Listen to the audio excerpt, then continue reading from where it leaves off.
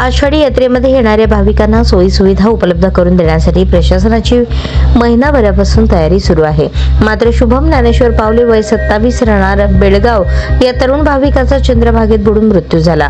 तरीही चंद्रभागा नदीपात्राजवळ उभे असलेल्या अग्निशमन दलाच्या कर्मचाऱ्यांनी दुर्लक्ष केल्याची खंत त्या तरुणाच्या भावाने व्यक्त केली। यामुळे यात्रेपूर्वीच आपत्ती व्यवस्थापनाचा बोजवारा उडाला आहे।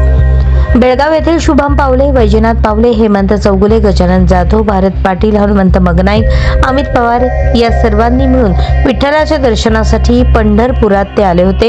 त्यांनी गाडी पार्क केली। त्यानंतर शुभम पावले हा पुंडलिक मंदिराकडे गेला। इतर 6 जण स्वच्छतागृहाकडे गेले। त्यानंतर चंद्रभागा नदीपात्राजवळ असणाऱ्या पुंडलिक मंदिराजवळ शुभम पावले यांनी उडी मारली।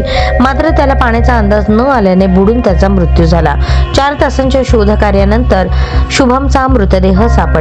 आदिवासी महादेव कोळी समाजातील युवक विठ्ठल अधटराव, उत्तम पंचंडे, ओंकार संगीतराव, सचिन कोळी यांनी त्याचा मृतदेह शोधून पोलिसांच्या ताब्यात दिला। माहिती मिळताच आमदार समाधान अवताडे यांनी जिल्हाधिकाऱ्यांना फोन केला। आपत्ती व्यवस्थापनाचे पथक ऍक्टिव्ह नसून याकडे आपण लक्ष द्यावे, तसेच आदिवासी महादेव कोळी समाजातील युवक चांगल्या पद्धतीने पोहतात, त्यांची रेस्क्यू टीम मध्ये कायमस्वरूपी नेमणूक करण्यात यावी अशा सूचना केल्या। माझा भाऊ शुभम नदीपात्रात गेला। तो चंद्रभागेत पोहत असताना बुडू लागला। त्या ठिकाणी अग्निशमनची गाडी होती, परंतु त्यातील एकही कर्मचारी शुभमला वाचवण्यासाठी पुढे गेला नाही। तसेच पंढरपूर तालुक्यातील स्थानिक नेत्याला फोन केल्यानंतर माझ्या भावाला शोधण्यासाठी यंत्रणा धावपळ करू लागली, याची मला खंत वाटत आहे, असे मृत शुभमचा भाऊ वैजनाथ पावले यांनी सांगितले।